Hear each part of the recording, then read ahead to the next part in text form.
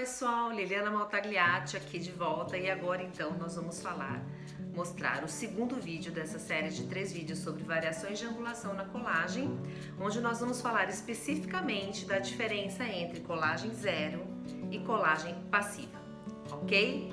Fique aí com o vídeo, se você gostar, dê o seu like, compartilhe o vídeo, ative as notificações e se ainda não assinou, assine o nosso canal, tá bom? Fique aí com o vídeo. Então vamos falar especificamente nesse vídeo sobre colagem passiva e colagem zero. Vocês já devem ter ouvido falar em algum congresso, alguma palestra, a indicação de colar passivo para preservar a oclusão. E há muita confusão em relação à colagem zero, tá? Colar zero é como se nós estivéssemos colando brackets edgewise. Bracket edgewise, ele tem zero de angulação, zero de torque, zero de rotação. Então o dente tende a ficar verticalizado na arcada e as individualizações de cada dente feita com dobras no fio, ok? Quando a gente faz a colagem com o aparelho straight wire, ele tem uma prescrição embutida nele. Nem sempre essa prescrição coincide com a posição que o dente tem na boca. O dente que tem na boca, ele não tem angulação zero, torque zero, né, rotação zero. Ele tem angulação, torque e rotação dele, naquela oclusão, ok? Se o dente estiver em uma oclusão, nós vamos colar o bracket straight wire e vai ter uma leitura da prescrição. Agora, esse dente ele pode estar bem posicionado, estar com uma boa intercuspidação, uma boa função, uma boa estética, e não necessariamente a angulação desse dente coincidir com a angulação da prescrição. E se nós queremos que a angulação que prevaleça seja a que está no dente, então nós temos que fazer com que a minha sequência de fios seja utilizada sem fazer a leitura da angulação que está embutida no bracket colocado. Não adianta colocar bracket edgewise. De novo, bracket edgewise tem angulação zero. Então ele vai zerar a angulação do meu dente. Só que o dente que está na boca, ele não tem angulação zero. Ele tem uma angulação dele, X. Certo? Tem uma angulação X. O bracket tem nele uma angulação Y. E o bracket edgewise a angulação é zero. Tá? Então, para que eu tenha o dente com angulação X e ele preserve a angulação X, eu tenho que fazer a colagem passiva. Ou seja, eu tenho que neutralizar a leitura da prescrição, tá? Então é muito importante que a gente saiba fazer essa distinção das alterações de posicionamento de colagem e angulação, especificamente então da colagem passiva e da colagem zero. Para a gente explicar isso, nós vamos utilizar um caso clínico. Então, uma paciente que me procurou com uma queixa de apinhamento antero-inferior, que nem dá para ver aí na oclusão por causa do trespasse vertical. Ok? Observe como ela tem um bom alinhamento e um bom nivelamento dental. Muitas coroas desta boca me interessaria deixar exatamente como ela está no início do tratamento. Então, o encaixe posterior de ambos os lados é muito satisfatório. Do lado esquerdo, ela tem uma classe 1, um bom encaixe. Este lado não me interessaria mexer, por exemplo, mas eu preciso instalar o aparelho fixo para fazer a correção da má oclusão dessa paciente. Observem que ela tem um desvio de linha média. Esse desvio de linha média é inferior. Então, eu quero melhorar esse desvio de linha média, dissolver o apinhamento antero-inferior que ela tem e ainda melhorar a classe 2 que ela tem do lado direito, certo? Então, na minha avaliação, o que eu identifiquei?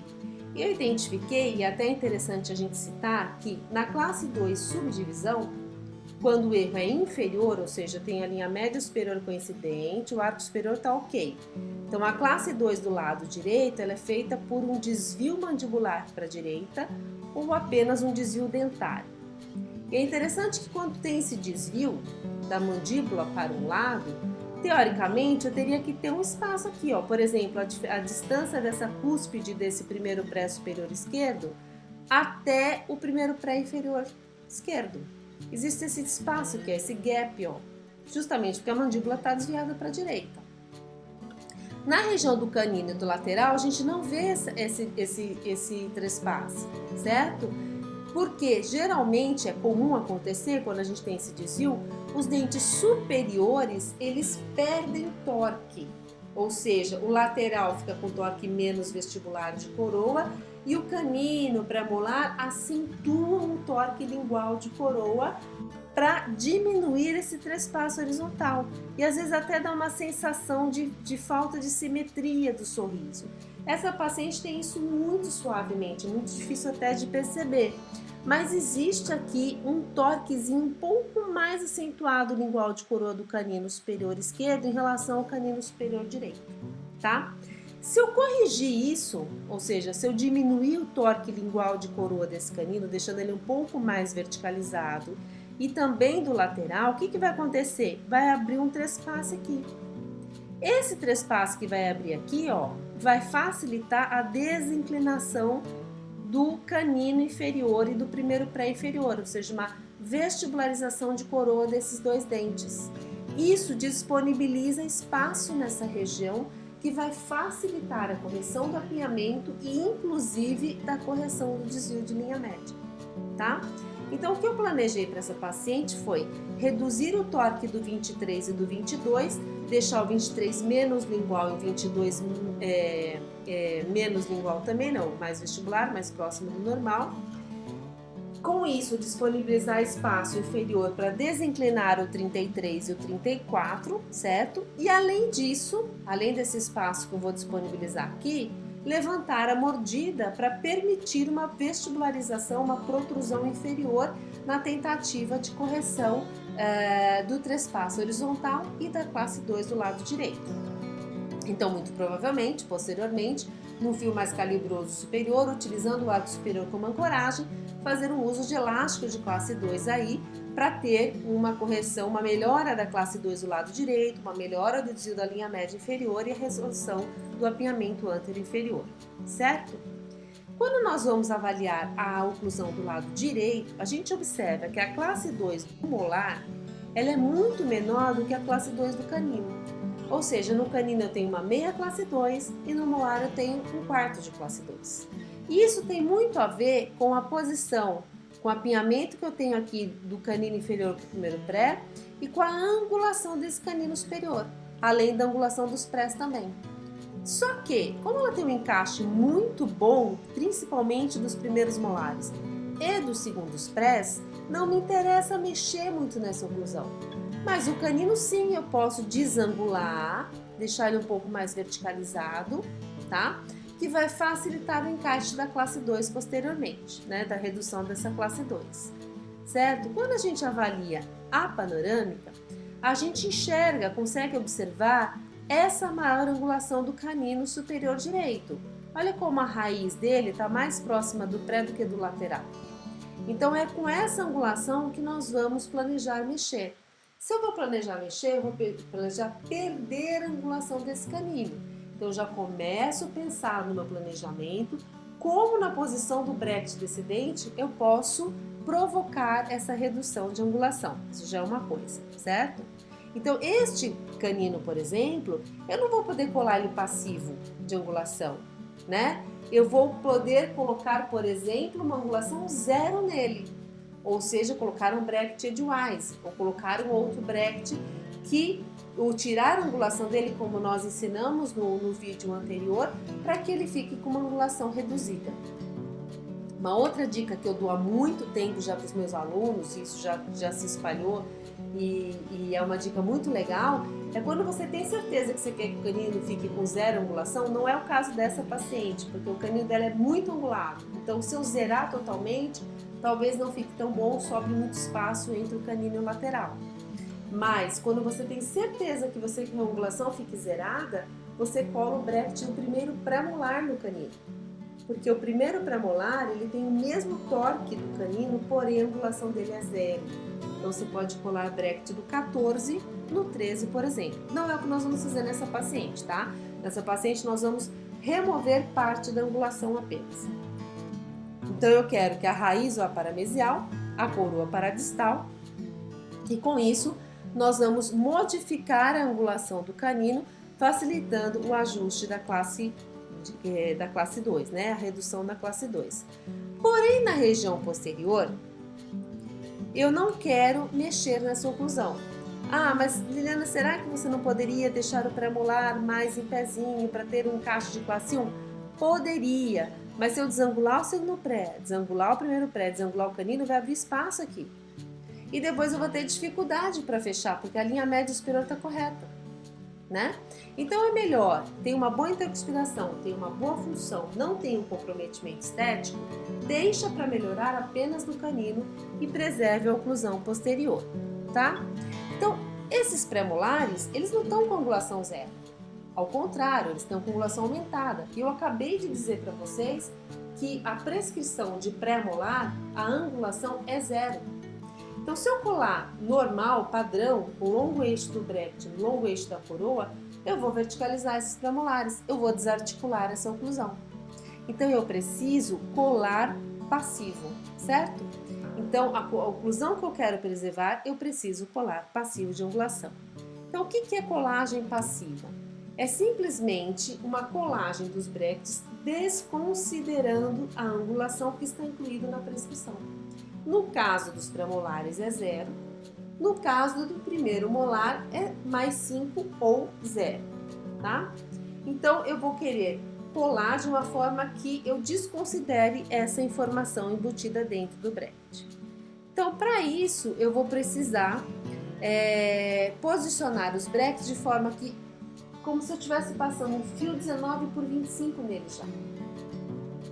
É a mesma coisa que dizer que eu vou fazer uma colagem com os slots dos brackets paralelo ao plano cruzal. Então, desconsiderar a angulação incluída na prescrição significa colar paralelo ao plano cruzal. Como que a gente vai fazer isso? Então, eu vou desenhar, eu vou imaginar, eu vou visualizar o plano cruzal do meu paciente. Daí, então, eu vou posicionar, olhar o EVCC do canino, veja como existe uma angulação positiva ali. E o canino eu vou colar abaixando um pouquinho a distal, lembra? Que é para poder girar e verticalizar. O canino, ok. Ó, ele vai então, na passagem do fio ortodôntico, perder a angulação. Agora, os pré-molares, eu quero que eles sejam colados, os molares, como se eu já tivesse com o último fio de nivelamento passado. Então, os meus brackets precisam ser horizontalizados, colocados os seus slots paralelos ao plano cruzal. Isso é colagem passiva, tá? Então, a primeira coisa que a gente vai fazer, a gente vai pôr o tubo do molar no molar ali, põe a colinha, adapta o primeiro molar, o tubo no molar. De preferência, você já insere um fio mais calibroso, tipo um 19 por 25, ou o melhor é o 19 por 25, uma varetinha, um pedacinho da vareta é o 19 por 25. Coloca dentro do tubo e aí você leva o tubo lá no molar e coloca na coroa. E aí você vai observar essa varetinha de 19 por 25 que você usou, se ela está paralela ao plano oclusal analisado. Então, essa linha, essa varetinha, ela tem que estar exatamente paralela ao plano oclusal do seu paciente. Chegou na posição de paralelismo, fotopolimeriza aquele tubo, certo? Aí fica mais fácil, por quê? Porque o seu tubo já vai estar colado. Com o tubo colado, você posiciona os brackets dos pré-molares, insere o tubo, o fio no slot, e com o fio inserido no slot, você polimeriza os brackets dos pré-molares. Assim, você vai ter colado o tubo do molar e os brackets dos pré-molares passivos e paralelos ao plano oclusal. E depois o canino você cola normal, como nós já dissemos, e os incisivos também daí por diante, tá? Se quiser colar os incisivos também paralelo ao plano oclusal, aí você vai ter que pegar um fio curvo, e aí é interessante que já seja um fio não tão grosso, tipo um 0,18, que você possa inserir no tubo dos dois lados, porque você vai fazer a mesma coisa do lado esquerdo. Vai pôr o tubo com o fio, com uma varetinha de fio, quando ele estiver paralelo ao plano oclusal, vai fotopolimerizar, depois colocar os brackets dos prés e polimerizar os brackets com o fio inserido neles. E aí com o fio 018 contornadinho, né, já pré-contornado, coloca nos tubos dos molares e aí aonde caírem os incisivos de angulação, vocês vão fazer a fotopolimerização também, tá? Então isso é uma colagem passiva de molar e pré e uma colagem normal de canino, tá? Então, eu espero que vocês tenham gostado desse vídeo, tenham entendido a diferença entre colagem passiva e colagem zero, né? E que a gente possa, então, continuar com outras dúvidas que vocês tenham em relação à colagem de angulação. Se vocês tiverem algum comentário, alguma dúvida, alguma coisa que não ficou muito clara, pode deixar aí nos comentários que a gente vai fazer a resposta tão logo seja possível, né? E nos vemos no próximo vídeo.